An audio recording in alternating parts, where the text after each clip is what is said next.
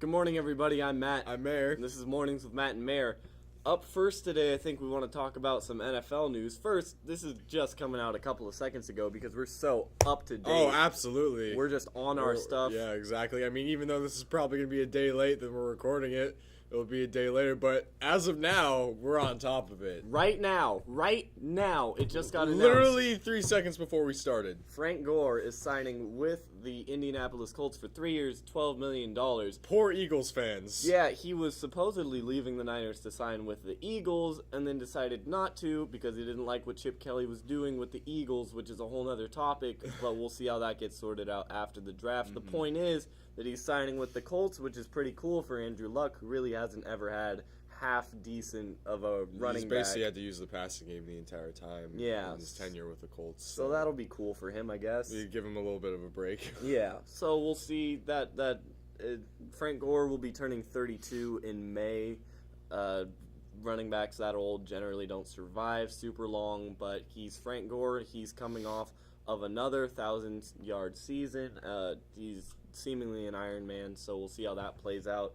Other NFL news pertaining to the 49ers, a shocker yesterday as Patrick Willis announced his retirement from the NFL at the age of 30. The 8-year pro had been named to the Pro Bowl for 7 years.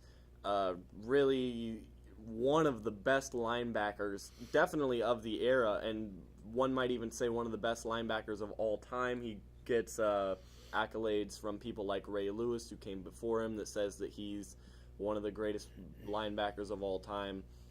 And his retirement at the age of 30 is really a shocker to everybody involved. He says that he wants to get more involved with his church, and he's had a religious awakening.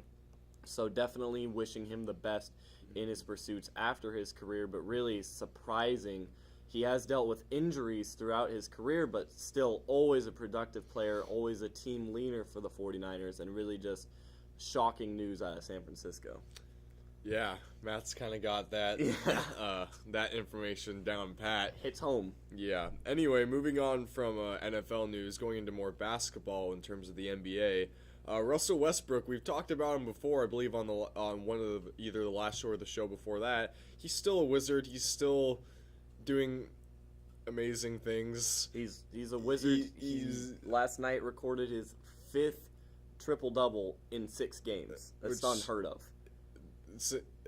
He's just absolutely ridiculous right now. Everybody always knew he was a good player because the OKC Thunder, they had the good foundation of Russell Westbrook and Kevin Durant. Kevin Durant's been sidelined and kind of hasn't been doing a whole lot this season, but Russell Westbrook has just stepped it up to a level that has been unheard of, as Matt said. He's just been doing absolutely amazing. It's kind of hard to go into anything else. He's just been the best player in the NBA the past month easily. Yeah. And he's starting to really solidify him. We've talked about kind of the ranking of the NBA of the top 5 players and stuff. He's really pushing himself up there, and I know I've seen there with his rise and how well he's been doing.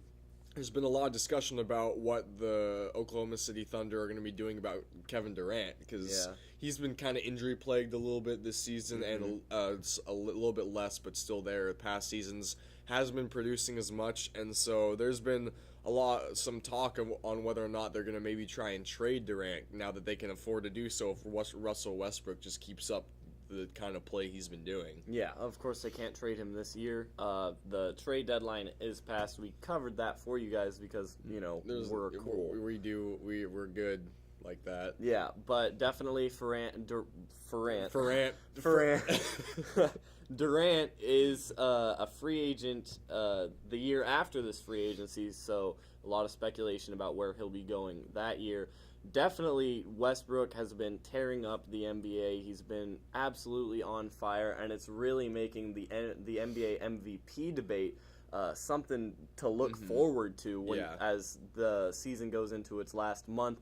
You've really got a 5-man race where I would say Stephen Curry, Russell Westbrook, and James Harden right now are fighting for the top spot. LeBron James, of course, is always in there, not far behind. Even though he's usually ranked as maybe the best player, he's always talked about. Even with all the hype, he still is a very, very good player. There's nothing denying that. Yeah, for sure. As you can tell by the way that the Cavs have rebounded since he came back from injury, they're now almost at the top of their division, above the Bulls. So we'll see how that plays out. Fifth player, Anthony Davis. Oh, that's what I was hoping. Yeah. Anthony Davis. Although he's not on the best team right now in the New Orleans Pelicans, he's really one of the biggest reasons why they've had really almost any success on. They do. Of course, it's not never just one guy, but Anthony Davis has been. He was kind of, when the season started out, he was really the first front runner to come up and make people go, whoa.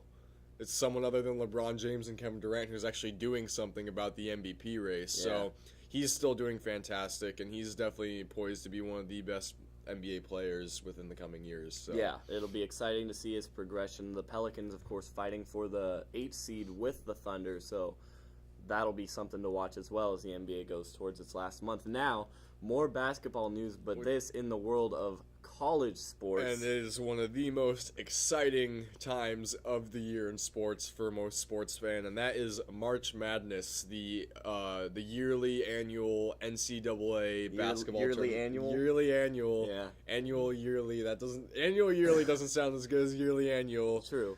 They just don't really sound good anyway. I don't know why I chose both words, but either way, they mean the same thing. It happens every year. March Madness tournament.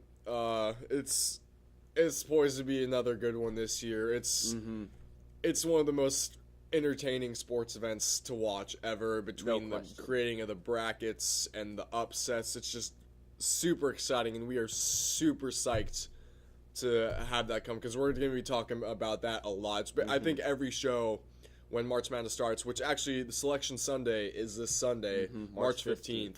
So I think that almost every show we're going to be doing is going to be recap something that happens in March Madness, because we absolutely love it. We create I think after next Sunday, our show next week, we're going to probably be showing our brackets and giving our picks for our top 4 and stuff like that. Yeah. But we're super excited. We love March Madness, and who doesn't? Yeah, honestly. Even last year, Cal Poly was in it for a little bit. Albeit they were the 16th seed and they got trounced by Wichita State. It was just cool to see a local team that actually get to play in a tournament that is shown by everybody, and it really got Cal Poly a lot of good press and a lot of it's a surprisingly really kind of unknown school compared to others, despite how esteemed it is for its athletics, which have been on the rise the past couple years, and its academics. So it was really nice to see it get some good press, and there's definitely a lot of storylines going into this next one this year. So definitely,